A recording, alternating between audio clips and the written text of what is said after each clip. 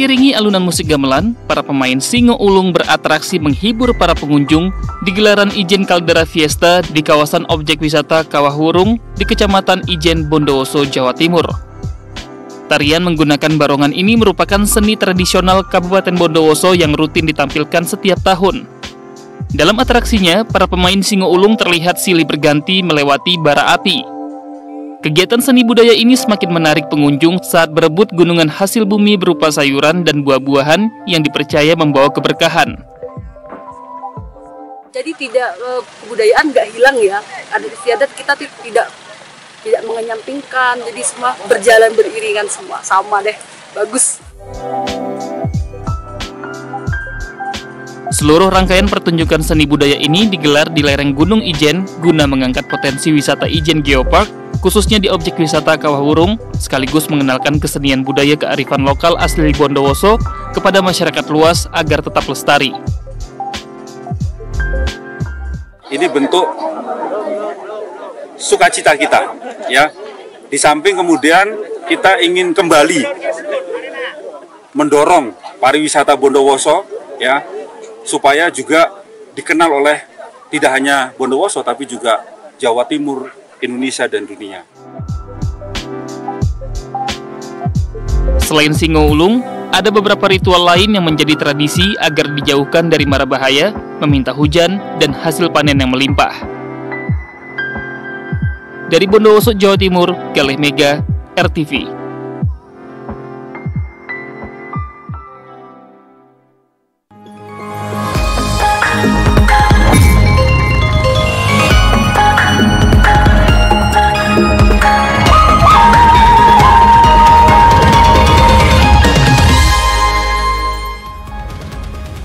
Halo, selamat pagi sahabat RTV, selamat pagi Cia. Selamat pagi Doni, gimana nih kabarnya Doni? Wah, selalu semangat dong dan tentunya sehat hari ini. Oke, sama ya, aku juga semangat nih. Tadi udah dibuka ya dengan informasi tadi, memang banyak sekali tradisi begitu ya yang ada di Indonesia dan mungkin harus selalu dilestarikan nih. Betul sekali, tentunya selain informasi tadi, kami juga masih memiliki sejumlah informasi menarik lain, terutama ini terkait pelantikan, dan juga pelantikan Menteri dan juga Wakil Menteri. Langsung saja bersama saya Doni Hermatra. Dan saya Felicia Wu, ini dia Lensa Indonesia Pagi selengkapnya untuk kamu sahabat RTV.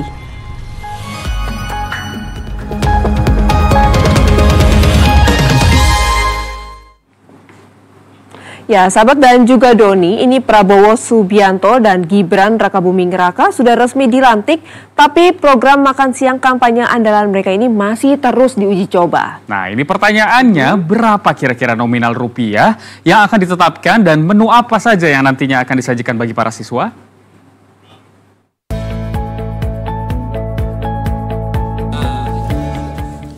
Enaknya makan siang apa ya hari ini? Kalau siswa-siswi di SD Negeri 3 Cililin, Bandung Barat, kemarin kebagian makan siang gratis nih sahabat. Menunya terdiri dari nasi, daging, sayuran, buah, serta susu. Kalau menunya lengkap gini, diperkirakan harganya bisa sekitar 15.000 sampai 25.000 per porsi. Pantes aja, para siswa-siswi ini mengaku sangat senang bisa menikmati makan siang gratis. Jika biasanya mereka harus membawa bekal sendiri dari rumah, nanti mereka akan mendapatkan makan siang gratis setiap hari. Enak nggak? Nah, kalau ke sekolah biasanya bawa bekal nggak? Bekal apa? Nasi kuning. Seneng banget. Memang. Kenapa seneng, Mbak? Karena belum makan. Pengennya tiap hari tuh gimana? Tiap hari. Tiap hari. Enak juga ya kalau tiap hari dapat makan siang gratis kayak gini. Tapi, ini cuma untuk para pelajar ya sahabat, dalam program makan siang bergizi gratis yang digagas oleh Presiden dan Wakil Presiden yang baru saja dilantik, Prabowo Subianto dan Gibran Rakabuming Raka. Uji coba ini dilakukan untuk mempelajari teknis pembagian dan mengetahui menu apa saja yang dibutuhkan para siswa. Kita mempersiapkan anak-anak kira-kira apa sih yang harus kita lakukan sehingga pada saatnya nanti mereka siap untuk bisa mengikuti program ini. Kemudian kita bisa lihat dari gizinya, kemudian kita bisa lihat dari apa sih kesukaan dari anak-anak nantinya. Pembagian makan siang bergizi gratis ini melibatkan ahli gizi sehingga dapat menentukan menu makanan apa saja yang cocok bagi para siswa. Dari Kabupaten Bandung Barat, Jawa Barat, Bayu Rohman, RTV. Sahabat RTV, ada yang menarik dalam pelantikan Kabinet Merah Putih kemarin. Apalagi kalau bukan raut wajah Mayor Teddy saat dilantik menjadi Sekretaris Kabinet. Iya nih, muka Mayor Teddy terlihat sangat tegang. Ini apakah terkait dengan permintaan mundur dari TNI saat menjabat sebagai Sekretaris Kabinet? Berikut ulasannya. Mengangkat Teddy Indra Wijaya STThan MSI sebagai Sekretaris Kabinet terhitung sejak saat pelantikan, kedua dan seterusnya ditetapkan di Jakarta pada tanggal 20 Oktober 2024. Wah, tegang banget nih Mayor Teddy. Padahal kan seharusnya hari Senin kemarin jadi hari yang berbahagia nih. Soalnya jadi hari pelantikan Mayor Teddy sebagai Sekretaris Kabinet dalam Kabinet Merah Putih. Dari sejak diumumkan oleh pembawa acara sampai tanda tangan, wajahnya tetap tegang. Dan raut tegas sekaligus tegang ini nggak bisa hilang dari wajah Teddy. Bahkan saat bersalaman dan berfoto bersama Presiden Prabowo Subianto dan Wakil Presiden Gibran Rakabuming Raka. Kenapa ya? Apa jangan-jangan karena saat penyebutan tidak ada pangkat Mayor TNI aktif di depan namanya? Soalnya ada saran dari anggota DPR TB Hasanuddin agar Mayor Teddy mundur sebagai anggota TNI aktif saat menjabat Sekretaris Kabinet. Atau setidaknya ada revisi Undang-Undang TNI untuk menyesuaikan posisi Teddy saat ini.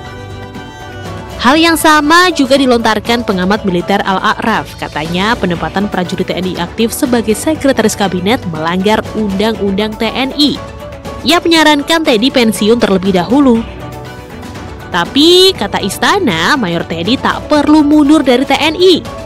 Soalnya jabatan Seskap saat ini tidak setara dengan menteri, jadi bisa diemban oleh militer aktif. Menurut Perpres terbaru, Sekretaris Kabinet ditempatkan sebagai eselon 2 sehingga berada di bawah Menteri Sekretaris Negara. Jadi, menurut Istana, penempatan Mayor Teddy tidak melanggar Undang-Undang TNI. Dari Jakarta, Tim Liputan, RTV. Kabinet Merah Putih sudah resmi dilantik nih sahabat. Ada 48 menteri negara dan sejumlah pejabat setingkat menteri yang dilantik Presiden Prabowo Subianto. Nah, dari puluhan nama ini kira-kira kaum perempuan terwakili nggak ya sahabat? Dan ada berapa menteri yang berasal dari profesional dalam kabinet ini? Apakah semuanya justru titipan partai politik? Kita cek bersama.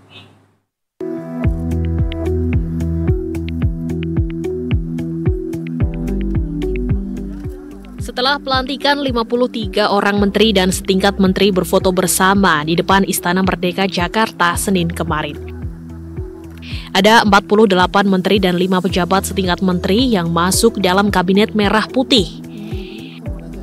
Dalam susunan kabinet ada tambahan jumlah kementerian koordinator. Selain itu, ada pecahan beberapa kementerian yang membuat Kabinet Merah Putih ini dianggap sebagai kabinet gemuk. Meskipun gemuk, hanya ada 5 menteri yang berasal dari kaum perempuan. Kelima menteri itu adalah Sri Mulyani sebagai Menteri Keuangan, Mutia Hafid sebagai Menteri Komunikasi dan Digital, Rini Widiantini sebagai Menpan RB, Widianti Putri Menteri Pariwisata, dan Arifatul Hoiri sebagai Menteri Peranan Perempuan dan Perlindungan Anak. Angka ini hanya 9% dari total menteri dan pejabat setingkat menteri. Bila ditambah dengan 9 orang wakil menteri, berarti ada 14 perempuan dari 108 anggota kabinet yang membuat keterwakilan perempuan hanya sekitar 13,8% dari keseluruhan anggota kabinet Merah Putih. Tentunya belum sejalan dengan pernyataan Prabowo tentang pentingnya kesetaraan gender di bidang politik. Selanjutnya ada 22 menteri dalam Kabinet Merah Putih dari kalangan profesional. 9 diantaranya adalah Menteri Kabinet Indonesia Maju yang bukan berasal dari parpol. Lalu 3 orang datang dari akademisi, 2 orang ormas, 3 pejabat karir, 4 pengusaha, dan 1 aktivis. Hal ini seakan menandakan kabinet ini merupakan perpanjangan kabinet sebelumnya. Kondisi ini juga tergambar dari nama menteri yang berasal dari TNI Polri. Ada beberapa nama yang juga menjabat sebagai menteri pada Kabinet Jokowi. Kabinet sudah terbentuk, yang pasti masyarakat tinggal menanti efektivitas dan efisiensi kabinet ini, termasuk cara Prabowo Gibran menunaikan janji-janji kampanyenya. Dari Jakarta, Tim Liputan, RTV. Sahabat RTV, Presiden Prabowo Subianto telah melantik Menteri Kabinet Merah Putih di Istana Kepresidenan Jakarta. Ya, tapi ada persoalan baru nih sahabat. Karena postur menteri yang gemuk, 53 orang, jadi ada beberapa menteri yang belum punya kantor. Mereka bingung mau ngantor di mana dan siapa saja menteri yang bingung karena belum punya kantor? Yuk kita cek bersama.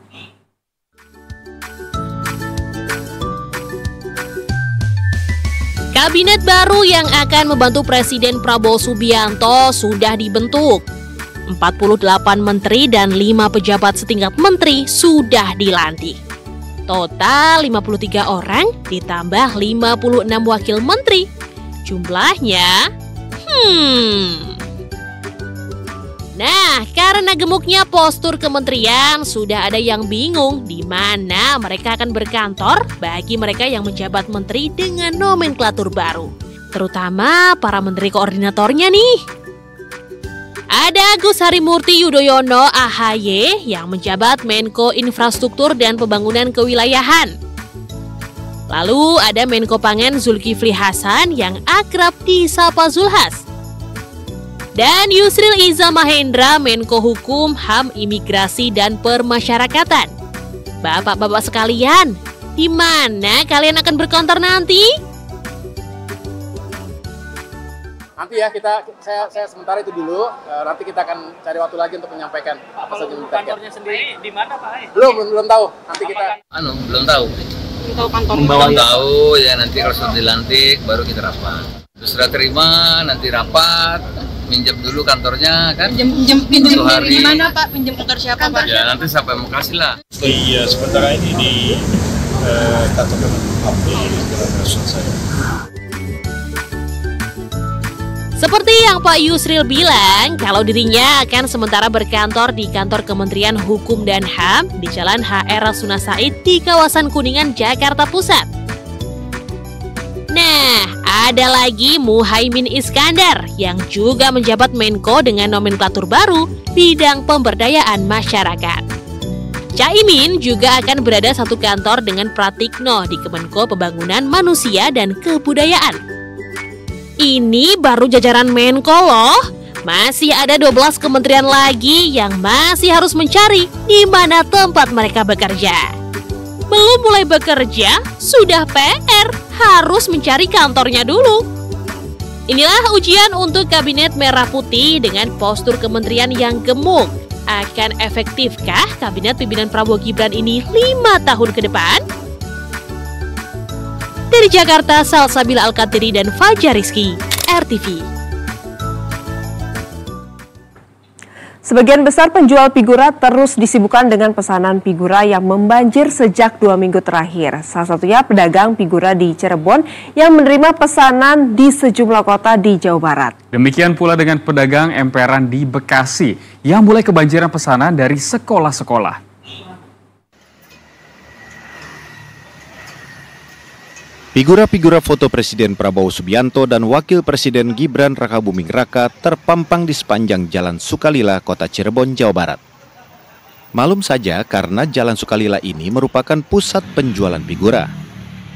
Para pedagang figura di sepanjang Jalan Sukalila ini kebanjiran pesanan figura foto Prabowo Gibran untuk dipasang di sejumlah kantor, baik kantor pemerintah, swasta, sekolah, hingga rumah tangga. Bahkan pesanan yang masuk berasal dari luar kota Cirebon seperti Kuningan, Indramayu, Majalengka, hingga Brebes dan Tegal, Jawa Tengah. Para pedagang figura ini mengaku lonjakan pesanan paket foto figura Presiden dan Wakil Presiden sudah dialami sejak 2 minggu terakhir. Biasanya kalau luar kota banyak biasanya, karena mereka sengaja ke sini ke Cirebon sekalian belanja untuk biasanya sekolahan, berapa kelas, sekolahan.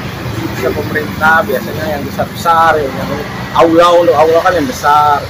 Yang ukuran, kalau kita pakai A4, 25, kalau pakai F4, 30 itu satu pasang atau cuma satu satu ini. Satu foto? Satu foto.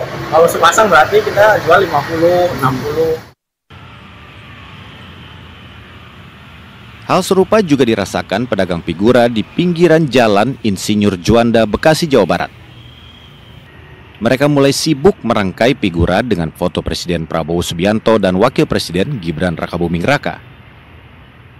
Mereka sudah menerima pesanan figura dengan berbagai ukuran dengan harga yang bervariasi, mulai dari Rp40.000 hingga Rp250.000 untuk satuannya sudah termasuk dengan figuranya. Dan sekolahan. Berapa banyak biasanya Bang? Paling sedikit itu 10 pasang. 100 pasang? 10 set ya.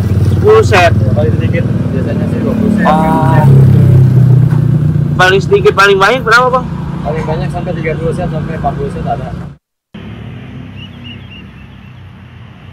Dalam beberapa hari ke depan, para pedagang figura ini akan terus disibukkan dengan pesanan figura Prabowo Gibran yang akan dipasang di berbagai institusi. Dari Cirebon dan Bekasi, Jawa Barat, Abdul Rahman, Adika Fadil Utomo, RTV. Sahabat RTV dan juga Cia, ada kabar membahagiakan ya untuk stasiun kebanggaan kita, RTV ini. Baru saja meraih penghargaan berita di acara apresiasi Ikatan Jurnalis Televisi Indonesia, IJTI bersama Kementerian Komunikasi dan Informatika. Ya betul sekali Doni, dan ini kira-kira dalam kategori apa ya? Yuk kita cek bersama.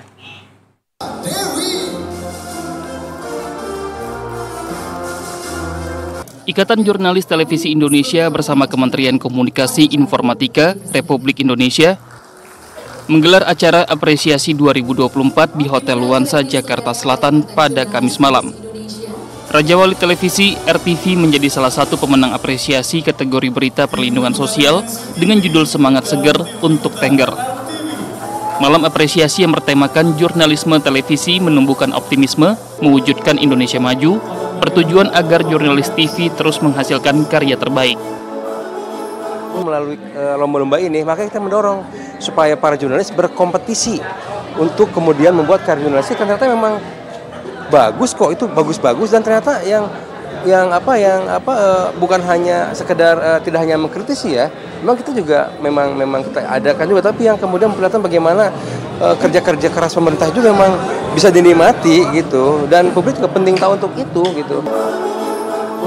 Wakil pemimpin redaksi RTV mengungkapkan penghargaan yang didapat dari IJTI ini merupakan hasil kolaborasi antar jurnalis yang di pusat maupun daerah yang mengangkat isu sosial. Untuk menyalurkan kreativitas dan ide mereka terhadap liputan, sehingga liputan-liputannya pun bisa masuk sampai level-level masyarakat paling bawah ya, di daerah-daerah tentunya. Gitu. Jadi intinya adalah teman-teman kontributor dalam hal ini bisa lebih banyak kontributif bagi jurnalistik televisi. Dengan adanya apresiasi ini, diharapkan para jurnalis TV se-Indonesia bisa semangat membuat berita untuk masyarakat Indonesia. Dari Jakarta, Olivia Ferrari dan Tri Hartomo, RTV.